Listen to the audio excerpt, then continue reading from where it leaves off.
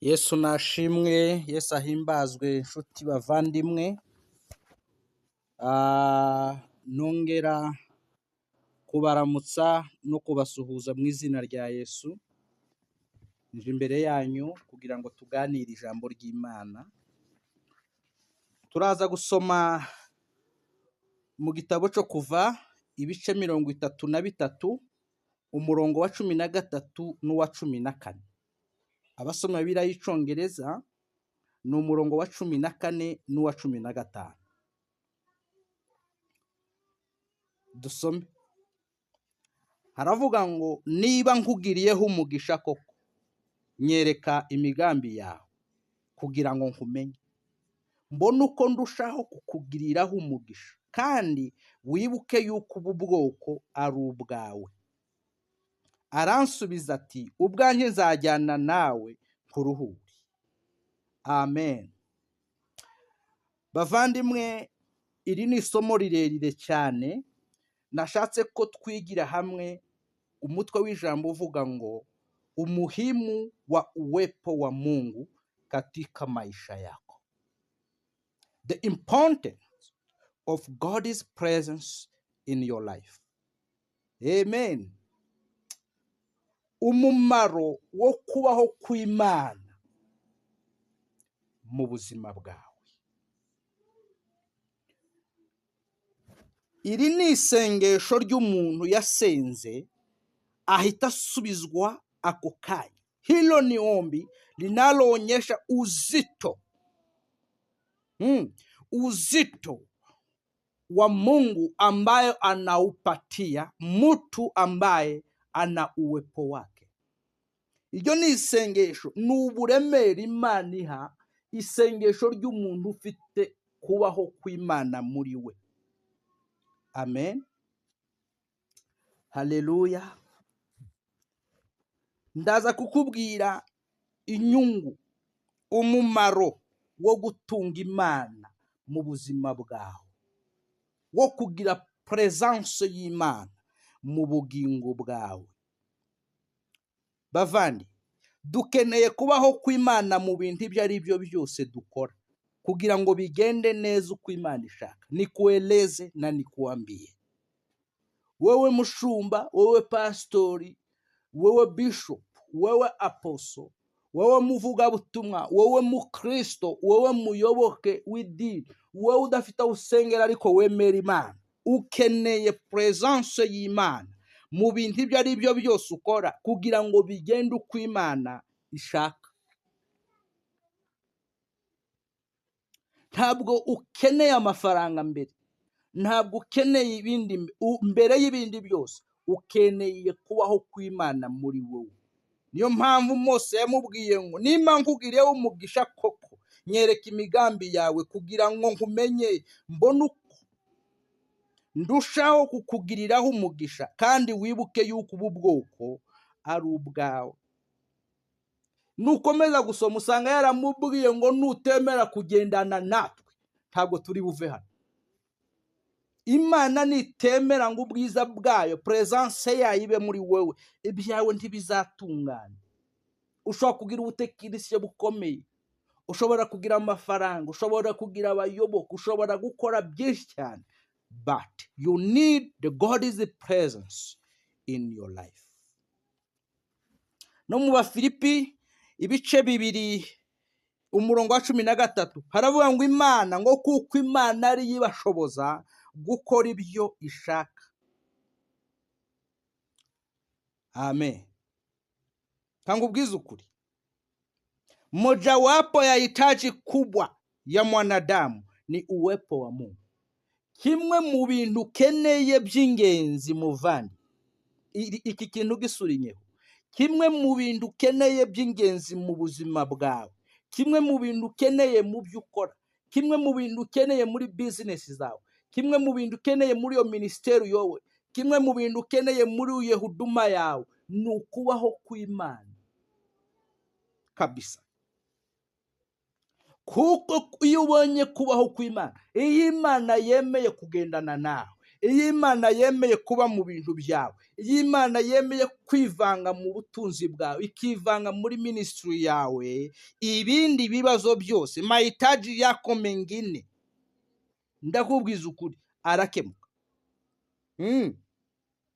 Ni ukuvuga ngo hii ni hitaji la kutatua mahitaji yako mengine.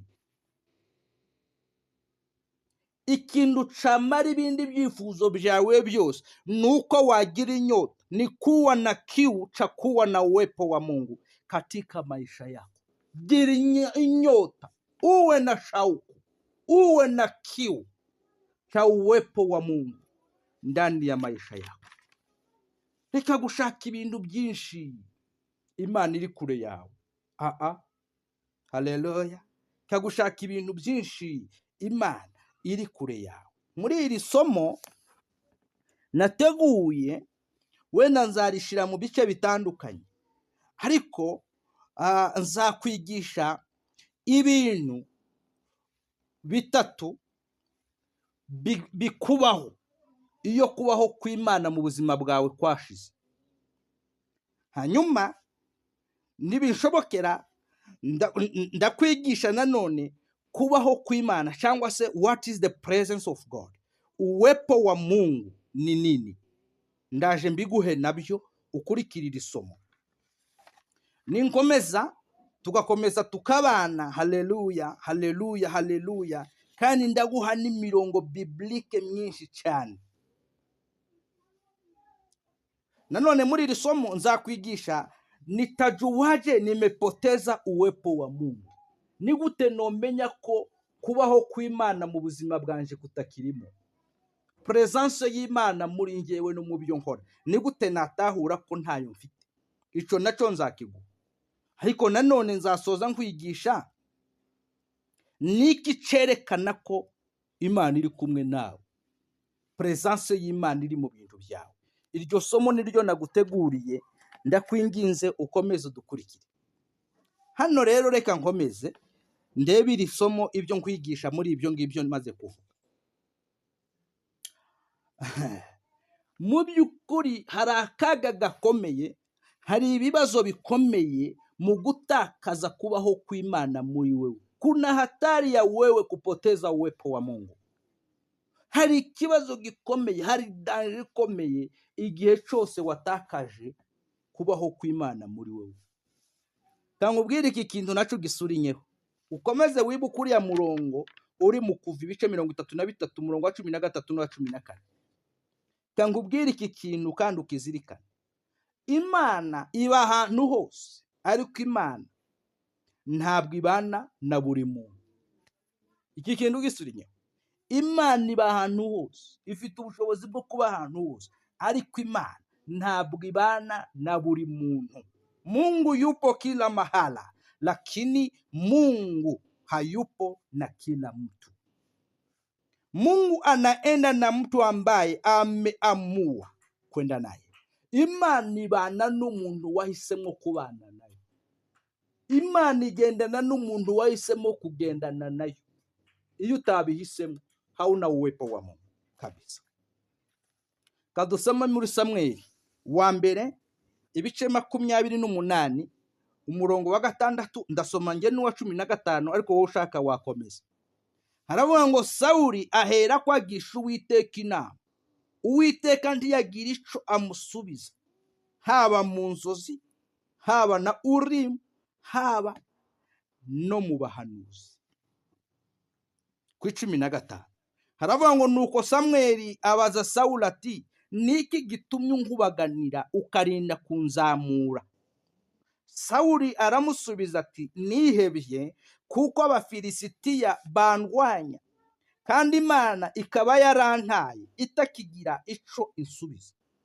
Iki kintu kurikiye umurongo cyane, ari mu bahanuzi cyangwa mu nzozi. Nico cyatumye nguhamagara ngo unsobanurire icyo nkwiye gukora. Samweli aravuga ati, ubimbarije iki?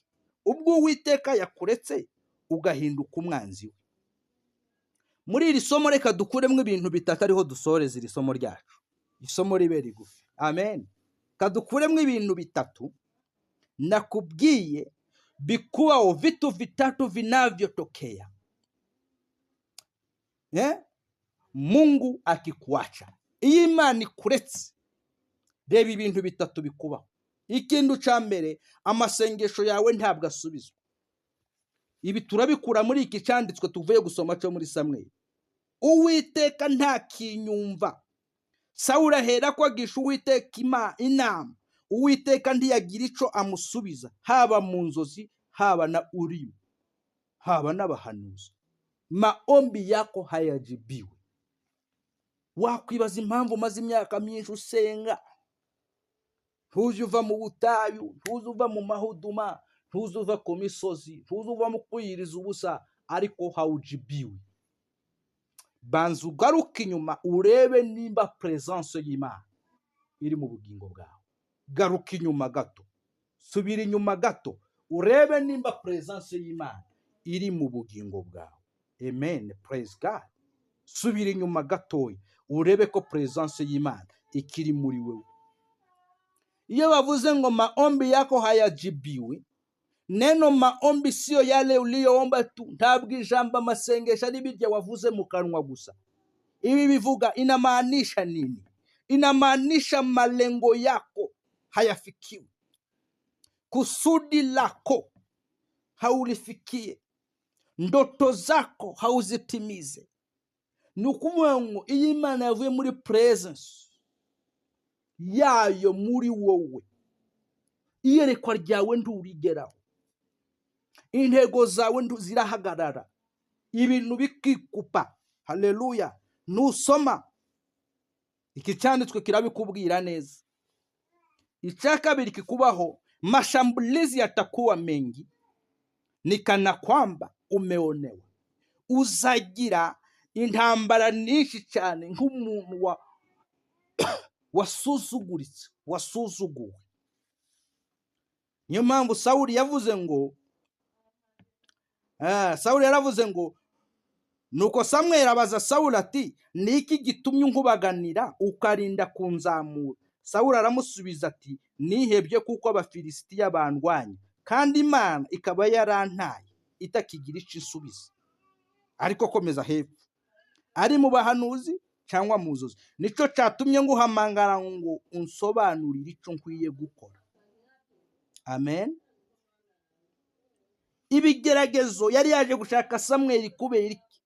Sawuli yari yagishije Uwiteka inama kubera ko Abafilisitiya bamuteye. Ibi ntambara nukuvuga ngo mashambulizi. Wakwibaza izo ntambara za buri gihe ugira, intambara za buri gihe, ibigeragezo bya buri gihe bitandukanye, sinzi ubwoko bwabyo, I don't know, but ni kwa sababu uwepo wa Mungu umekwisha ondolewa kwako.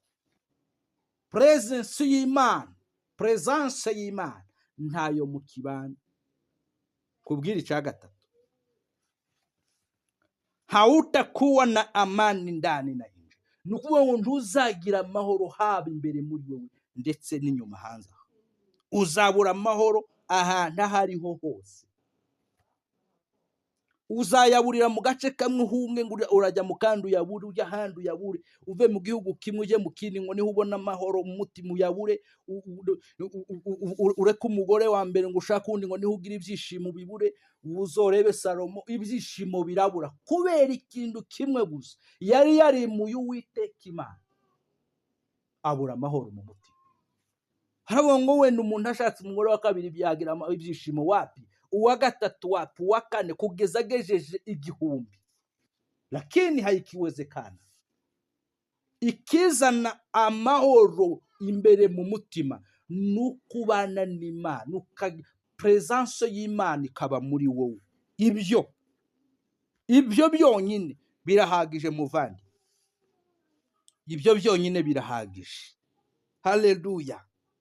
Icyanditswe gisubiremo cyane. Sawuli ahera ko agisha Uwiteka inama, Uwiteka ntiyagira ico amusubiza, haba mu nzozi. Wakwibaza impamvu udasubizwa.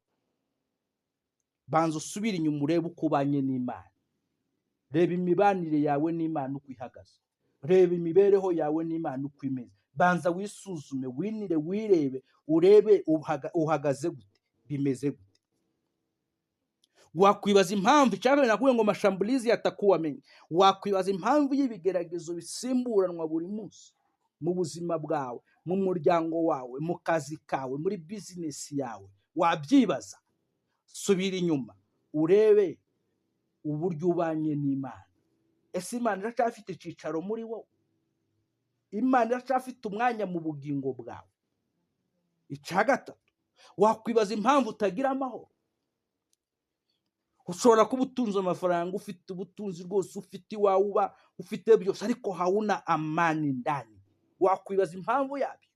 Isuzume, usubire inyuma urebe nimba ubwiza bw'Imana, kubaho kw'Imana kukiri muri wowe.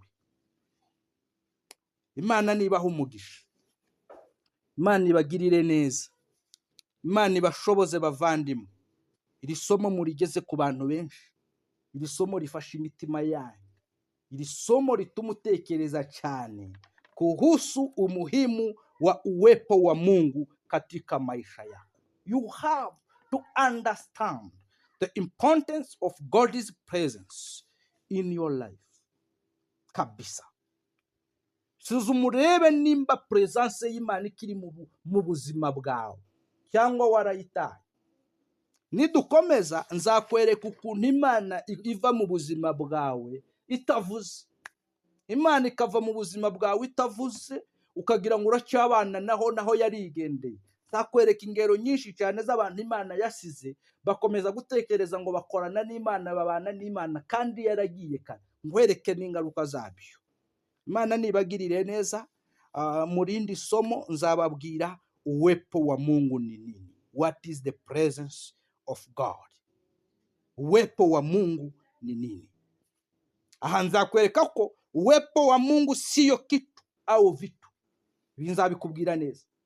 Ntabwo ari kurya bazana ngo fata ngo aya mavuta ngo nukubaho kw'Imana, cyangwa ngo fata iki gitambaro, cyangwa ngo fata uyu mwenda, cyangwa ngo fata iki kintu runaka, cyangwa ngo genda utware bino bintu ngo urabutwaye Imana. No, nzakwereka kubaho kw'Imana mu buzima bwawe niki.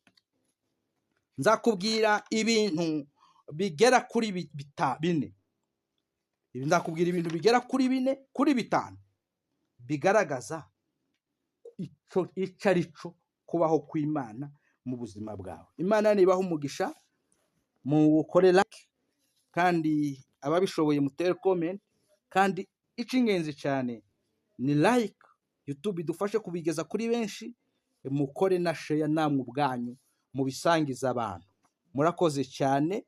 Kibisanzwe ni Bishop Fidel ukunda kubagezaho ibi biganiro. Murakoze cyane. Amen.